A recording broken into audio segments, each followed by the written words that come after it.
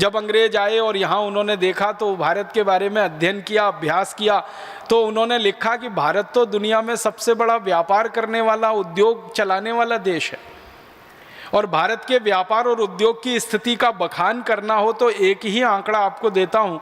अंग्रेजों ने भारत के बारे में सर्वे किए, सर्वेक्षण किए और ये बताया कि दुनिया के बाजार में जो सामान बिक रहा है उसमें 33% सामान सिर्फ भारत का बना हुआ है।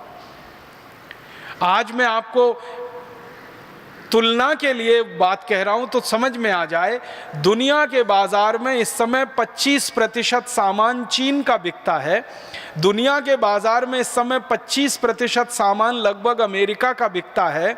अमेरिका एक देश है, चीन एक देश है, दोनों महाशक्तियां हैं। और आज से 175 साल पहले तक दुनिया के बाजार में 33% सामान अकेले भारत का बिकता था। और जिस समय हमारा व्यापार दुनिया में चलता था 33%, उस समय अमेरिका का माल पूरी दुनिया में 1% भी नहीं बिका करता था। तो अंदाजा लगा सकते हैं उद्योग कितने बड़े रहे होंगे, व्यापार कैसा होता होगा। और जब उद्योग और व्यापार इतना बड़ा था कि 33% हम निर्यात करते हैं, तो निर्यात तो वही देश किया करता है जिसके पास उत्पादन अधिक होता है। इसको एक सरल भाषा में मैं समझाना चाहता हूँ। हम हमारे घर में खीर बनाते हैं और पड़ोसी को खिलाते हैं। कब? जब अपना पेट भर चुका होता है तब।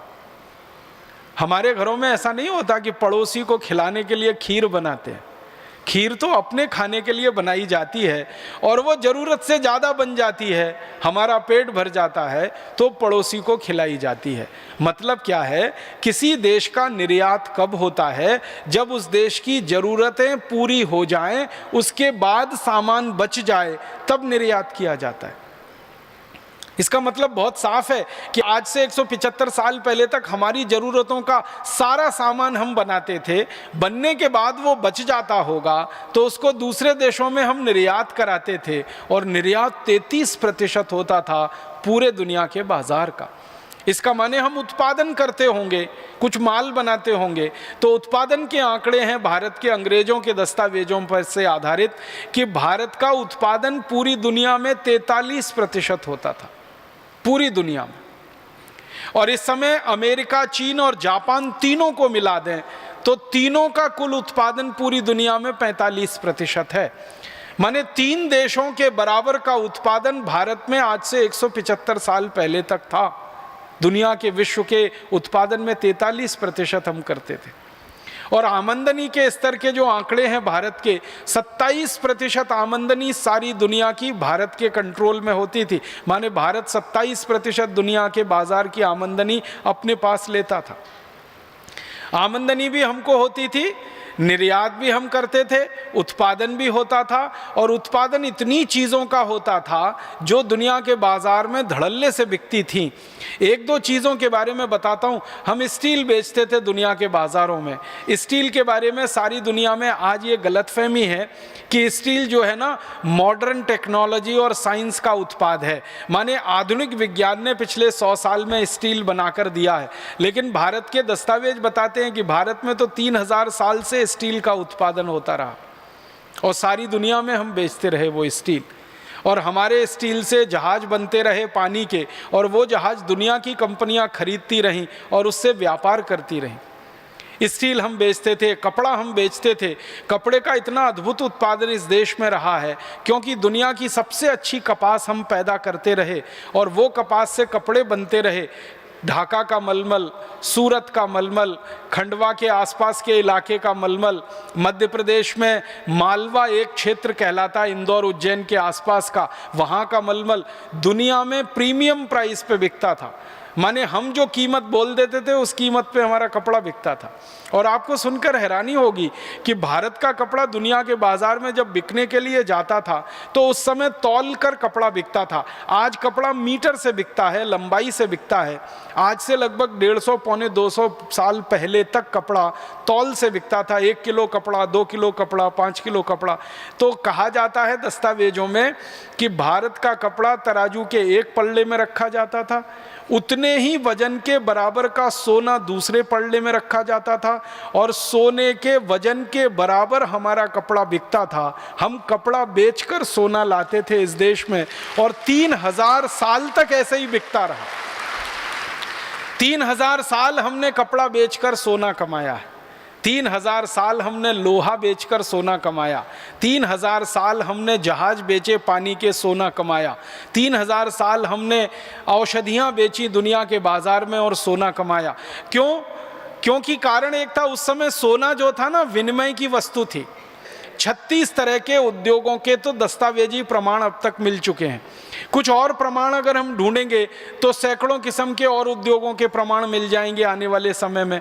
तो ये सारे उद्योग चलाकर दुनिया भर में व्यापार करके हम सोना चांदी हीरे जवाहरात लाए। 3000 साल हमने ये व्यापार किया, उसमें इतना सोना चांदी हीरा जवाहरात इस देश में आ गया कि हमने सोने के मंदिर बना लिए, मंदिरों में हीरे जड़वा दिए, मंदिरों की दीवारों में हीरे जड़वा दिए। आपने सुना है सोमनाथ का एक मंदिर सोने का मंदिर था जिसको लूटने में महमूद गजनवी को 17 साल लगे थे। अब एक ही मंदिर को लूटने में किसी को 17 साल लगे तो कल्पना कर सकते हैं ना कितनी संपत्ति होगी उस मंदिर में। महमूद गजनवी के समय में लिखी गई एक पुस्तक है, वो पुस्तक ये बताती है कि मंदिर की दीवारों में जड़े हुए हीरों को निकालने का काम 17 साल तक वो करते रहे और तब भी जाके पूरे हीरे नहीं निकाल पाए वो मंदिर की दीवारों से। तो जिस देश के मंदिरों की दीवारों में हीरे जड़े जाएं, जिस देश के मंदिरों की मूर्तियां सोने की बनाई जाएं, जिस देश के मंदिरों के मंडपम सोने के हों, छत्रपम सोने के हों, जिस देश के मंदिरों के किवाड़ सोने के हों, खिड़कियां सोने की हों, अंदाजा लगा सकते हैं उस देश के घर कैसे रहे होंगे। अंग्रेजों के जो इतिहासकार रहे हैं वो बताते हैं कि भारत में जब वो घूमने के लिए आते थे तो किसी घर में खाना खाने के लिए जाते थे तो वो कहते हैं कि घरों में जाते थे तो सोने के सिक्कों का ढेर लगा मिलता था। ये जो अंग्रेजों का एक बड़ा अधिकारी रहा ना टीवी मैकॉले, जिसने भारत की शिक्षा पद्धति बदली, कानून पद्धति बदली, न्याय पद्धति बदली, वो खुद कहता है कि वो जब भी भारत के किसी व्यक्ति के घर में गया सोने के सिक्कों का उसने ढेर देखा और जब उसने पूछा कि ये सोने के सिक्के कितने हैं तो जो भारतीय व्यक्ति उसने कहा गिने नहीं है क्योंकि हमारे पास फुर्सत नहीं है गिनने की, हम तो तौल कर रखते हैं सोने के सिक्के। इसलिए सारी दुनिया की नज़रें भारत पर टिकी रहीं और इसलिए भारत के बारे में अंग्रेजों ने एक उपमा दी कि ये सोने की चिड़िया है, ये सोने की चिड़िया है। तो ये सोने की चिड़िया मतलब सोने से भरपूर, चांदी हीरे जवाहरात मोती माणिक से भरपूर देश रहा। ऐसा देश था।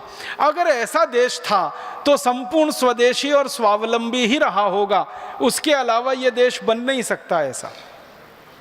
तो उसकी खोज जब हम लोग करते हैं आजकल और आगे भी करते रहेंगे तो पता चल रहा है कि इतना स्वदेशी और स्वावलंबन इस देश में रग रग में भरा हुआ था कि ये देश अद्भुत बना। अब मैं मूल बात पे आ रहा हूं कि भारत का ये जो स्वावलंबन और स्वदेशीपन था ये आया कहाँ से? तो ये आया हमारी ग्रामीण अर्थव्यवस्था में से।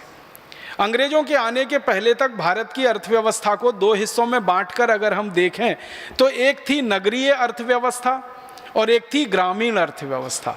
जो ग्रामीण अर्थव्यवस्था थी वो मूल में थी और नगर की जो अर्थव्यवस्था थी वो ग्रामीण अर्थव्यवस्था पर आधारित हुआ करती थी। मतलब सीधे शब्दों में कहूं तो गांव हमारे संपूर्ण स्वावलंबी हुआ करते थे और नगर हमारे गांव के ऊपर निर्भर हुआ करते थे। मतलब सीधा सा ये है कि गांव में उत्पादन होता था और नगर में जाकर वो बिका करता था। गांव कैसे हुआ करते थे? जिन अंग्रेज इतिहासकारों ने भारत की ग्रामीण अर्थव्यवस्था पर अध्ययन किया है और जिन अंग्रेज शासकों ने भारत की ग्रामीण अर्थव्यवस्था को तोड़ा है, दोनों के आधार पर मैं बात करता हूं आपसे।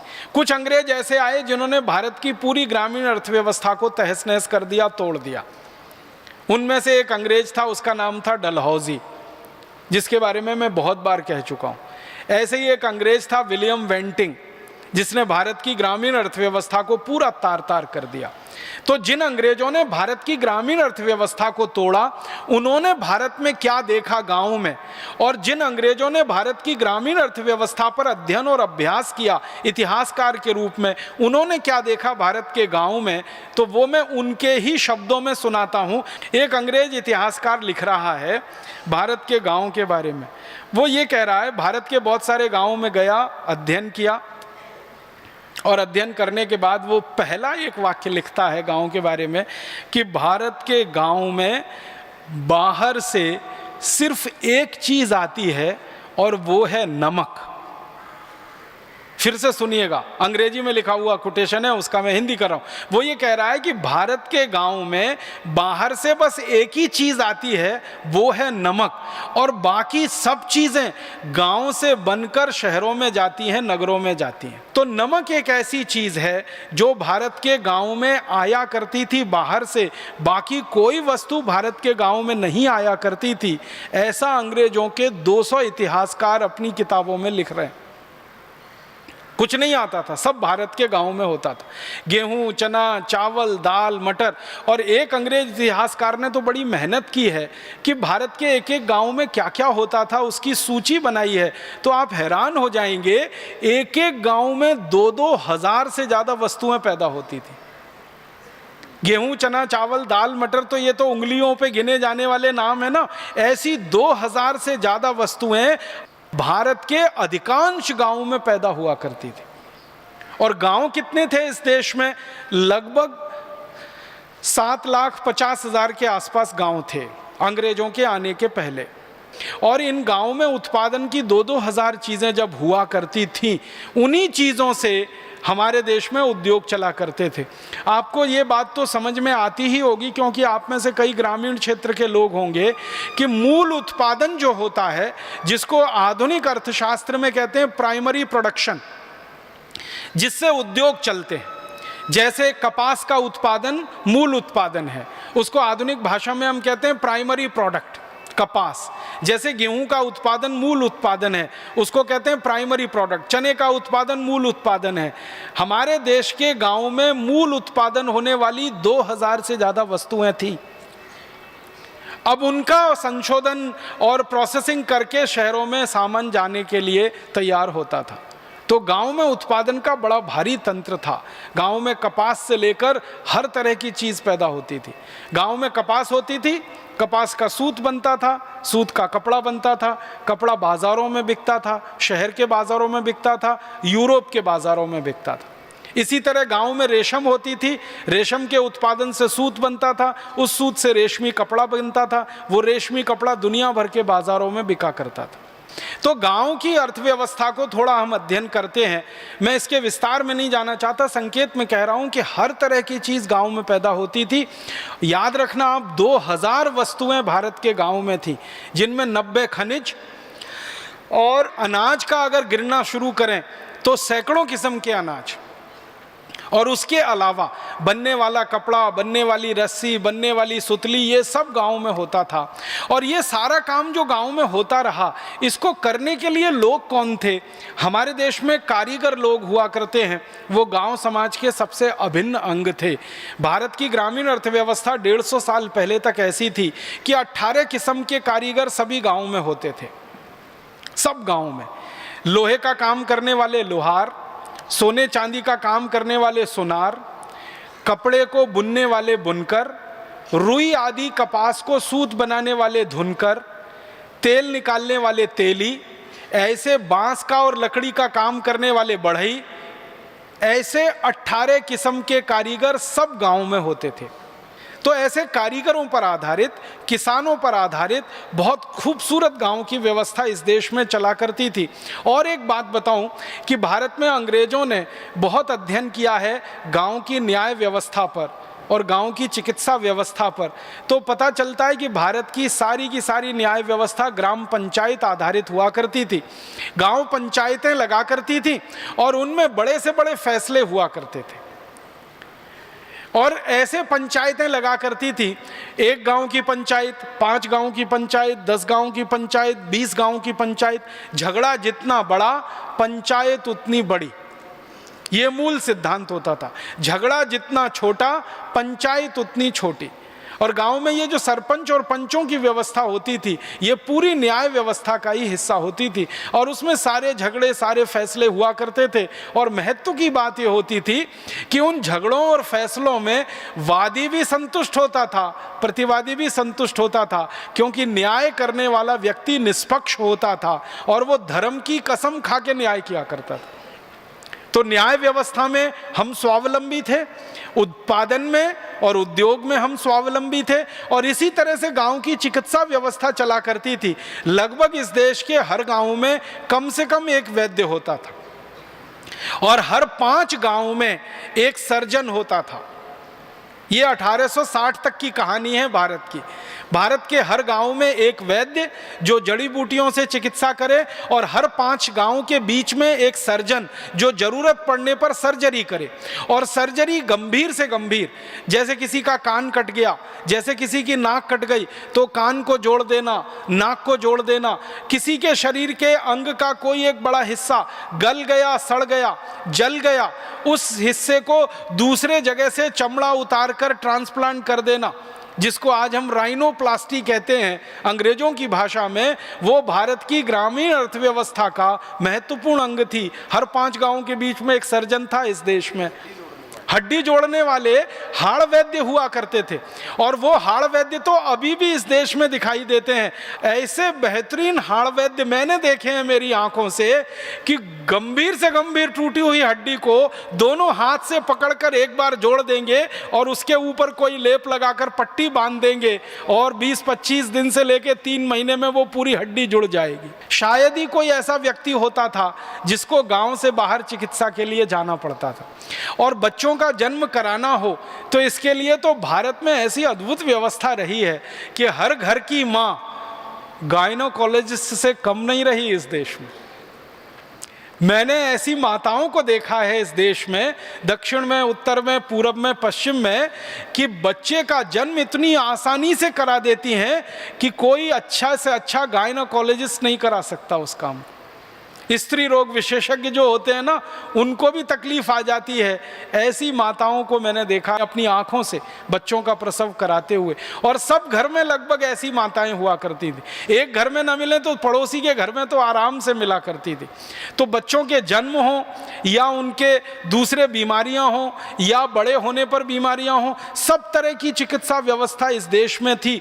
और जिन अंग्रेजों ने भारत की चिकित्सा व्यवस्था पर अभ्यास किया, जैसे एक बहुत बड़ा अंग्रेज था डॉक्टर बेंजामिन करके, एक डॉक्टर लैंकेस्टर जिसने शिक्षा और चिकित्सा दोनों पर अभ्यास किया, वो कहते हैं कि भारत की चिकित्सा व्यवस्था देखकर तो हम अभिभूत हैं कि ऐसी सुंदर, इतनी व्यवस्थित सारी चिकित्सा यहाँ चलती है। और अंग्रेजों ने जो सबसे बड़ी विशेषता बताई भारत की चिकित्सा व्यवस्था पर, वो ये कि किसी को एक पैसा भी खर्च नहीं करना पड़ता बड़ी से बड़ी चिकित्सा कराने के लिए, क्योंकि संपूर्ण चिकित्सा निःशुल्क होती है इस देश में।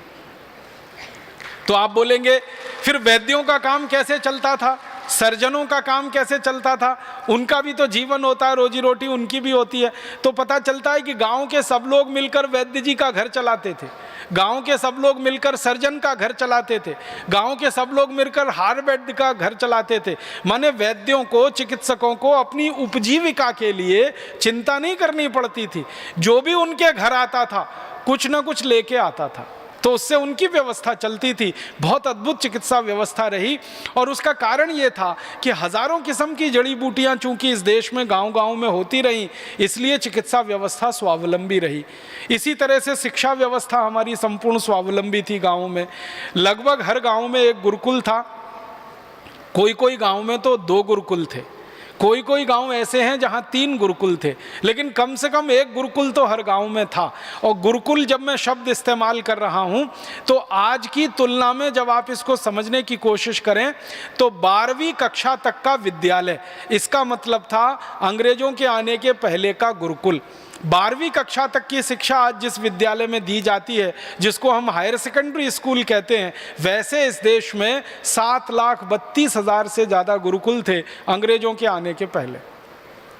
गांव लगभग 7.5 लाख थे और गुरुकुल 7,32,000 थे। माने एक आध कोई गांव को छोड़ दिया जाए तो हर गांव में गुरुकुल थे। और गुरुकुल के ऊपर उच्च शिक्षा के लिए, उच्च विद्या के लिए कॉलेज स्तर के केंद्र थे, जिनको आज हम डिग्री कॉलेज कहते हैं और जिनको हम यूनिवर्सिटी कहते हैं। तो डिग्री कॉलेज और यूनिवर्सिटी दोनों मिलाएं तो ऐसे 14,000 केंद्र थे भारत में अंग्रेजों के आने के पहले तक, दक्षिण में, उत्तर में, पूर्व में, पश्चिम में। और जिसको आज हम साक्षरता की दर कहते हैं ना, ये साक्षरता की दर 97% थी पूरे भारत में, जो आज आज़ादी के 60 साल के बाद, 63 साल के बाद सिर्फ 50% है। अंग्रेजों के पहले साक्षरता 97% थी। अद्भुत शिक्षा व्यवस्था थी। एक आध ही गांव में कोई मिलता था जिसको पढ़ना लिखना नहीं आता हो, सबको पढ़ना लिखना आता था। जो अंग्रेज आए हैं इस देश में, वो अपने देश से हमारी तुलना करते हैं इतिहास की किताबों में। कई अंग्रेज कहते हैं कि हमारे देश में तो सबसे पहला स्कूल 1868 में शुरू हुआ लंदन में, लेकिन भारत में तो उससे हज़ारों साल पहले से 7,32,000 से ज़्यादा स्कूल चल रहे हैं। वो कहते हैं हमसे ज़्यादा शिक्षा में भारत ऊंचा। तो शिक्षा में हम स्वावलंबी थे। गुरुकुलों में पढ़ाए जाने वाले विषय बहुत अद्भुत हुआ करते थे। आपके मन में एक गलतफहमी ये हो सकती है कि गुरुकुल का माने खाली संस्कृत पढ़ाई जाती होगी, गुरुकुल का माने खाली वेद और उपनिषद पढ़ाए जाते होंगे। गुरुकुल हमारे देश में इंजीनियरिंग के भी हुए हैं, जहाँ सिविल इंजीनियरिंग पढ़ाई जाती थी, कंस्ट्रक्शन। गुरुकुल हमारे देश में एस्ट्रोफिजिक्स के हुए हैं, जो आज का आधुनिकतम शास्त्र माना जाता है। गुरुकुल हमारे यहाँ केमिस्ट्री के हुए हैं, गुरुकुल हमारे यहाँ सर्जरी के हुए हैं, गुरुकुल हमारे यहाँ मेडिसिन के हुए हैं, गुरुकुल हमारे यहाँ मेटलर्जी के हुए। मेटलर्जी जिसको हम धातु विज्ञान कहते हैं, धातु शास्त्र कहते हैं, सारी दुनिया में आधुनिकतम शास्त्रों में ये माना जाता है, उसके हमारे यहाँ सैकड़ों गुरुकुल रहे हैं। तो 18 से ज़्यादा विषय पढ़ाए जाने वाले गुरुकुल थे और हर गुरुकुल में संस्कृत, वेद और उपनिषद ये अनिवार्य था। इसलिए वेद सबको मालूम था, उपनिषद सबको आते थे और वेद के अलावा जो दूसरे शास्त्र हैं उनका भी ज्ञान सबको होता था। उसके साथ में एस्ट्रोफिजिक्स आती थी, एस्ट्रोनॉमी आती थी, मेटलर्जी आती थी। ये सब आधुनिकतम विद्याएं हमारे गुरुकुलों में पढ़ाई जाती रही। 175 साल तक पहले का भारत इतना अच्छा, स्वस्थ, समृद्ध, संपत्ति वाला, गांव-गांव स्वावलंबी, और 175 साल में इतना गड़बड़, इतना गिर गया। तो उसके गिरावट के पीछे का जो कारण है, वो कारण है अंग्रेजों के बनाए गए कानून और उनकी बनाई गई नीतियां। उन कानून और नीतियों के चलते हम नीचे तक गिर गए, गरीब, भुखमरी, बदहाली के शिकार हो गए। अब आता हूं आज की बात पर कि अब हमको फिर हमारे देश के गांव स्वावलंबी बनाने हैं और नगरों को, शहरों को गांव के आधार पर खड़ा करना है। तो गांव स्वावलंबी हो जाएं तो हमारे शहर और नगर भी स्वावलंबी हो जाएंगे, और गांव और शहर स्वावलंबी हो गए तो भारत फिर से स्वावलंबी हो जाएगा। हमें हमारे देश की व्यवस्थाओं को फिर से स्वावलंबी बनाना है, किसी पर निर्भर नहीं होना। पर निर्भरता सबसे बड़ा अभिशाप है, जिसमें से सारे दुर्गुण निकलते। दुनिया के सारे समाजशास्त्री एक बात कहते हैं कि जिन देशों का स्वावलंबन चला जाता है उनकी आज़ादी कभी भी चली जाती है, और जिनकी आज़ादी चली जाती है उनका सब कुछ चला जाता है। उनकी समृद्धि चली जाती है, उनकी संपत्ति चली जाती है, उनका ज्ञान चला जाता है, उनका चरित्र चला जाता है, उनके ज़िंदगी से हर चीज़ खत्म हो जाती है जिनकी आज़ादी चली जाती है। और आज़ादी जाने का एक सबसे बड़ा कारण है परावलंबन, स्वावलंबन का खत्म होना। तो हम नहीं चाहते कि भविष्य में भारत की आज़ादी फिर चली जाए। हम नहीं चाहते कि हम अभी भी परावलंबी होकर जिएं। हमने 200-250 साल अंग्रेजों का परावलंबन झेला है, अब इसको ज़्यादा दिन झेलने की हमें ज़रूरत नहीं है और गरज नहीं है। अपने समाज को स्वावलंबी बनाना, अपने पैरों पे खड़ा करना। अब अपने समाज को स्वावलंबी भी बनाना, पैरों पे खड़ा करना, तो ये शुरुआत गांव से ही होगी। क्योंकि अभी भी हमारे देश में आज़ादी के बाद 6,38,365 गांव हैं, तो गांव को ही पहले स्वावलंबी बनाना पड़ेगा। शहरों की संख्या तो 680 है और गांव 6,38,365 है। तो 6,38,365 की तुलना में 680 तो बहुत छोटी संख्या है। अगर आप निकालेंगे तो 1% से भी नीचे निकलती है। तो शहर तो स्वावलंबी हो ही जाएंगे क्योंकि बहुत थोड़े हैं। गांव को स्वावलंबी हम बना लें, ये हमें काम करना पड़ेगा। अब आप बोलेंगे जी गांव स्वावलंबी हो उसके लिए क्या करना पड़ेगा? तो सबसे पहला काम हमें जो करना पड़ेगा कि गांव जिन कानूनों के चलते परावलंबी हुए हैं उन कानूनों को जड़ मूल से खत्म करना पड़ेगा। और ज़्यादा कठोर शब्दों में कहूँ तो इन सब कानूनों को आग लगा देनी पड़ेगी जिन कानूनों ने हमारे गाँव को परावलंबी बनाया।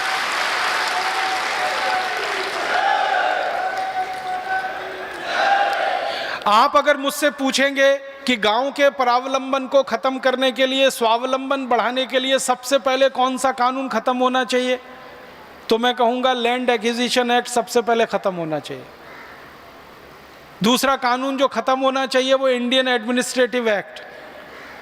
तीसरा कानून खत्म होना चाहिए गांव के स्वावलंबन के लिए इंडियन पुलिस एक्ट जो अंग्रेजों के समय के, आईपीसी, सीआरपीसी, सीपीसी। और मैं बहुत दुख के साथ कहता हूं कि अंग्रेजों के समय के ऐसे 34,735 कानून हैं जिन्होंने हमारे गांव को जकड़ रखा है, पकड़ रखा है, छोड़ते नहीं है वो गांव को स्वावलंबी होने के लिए।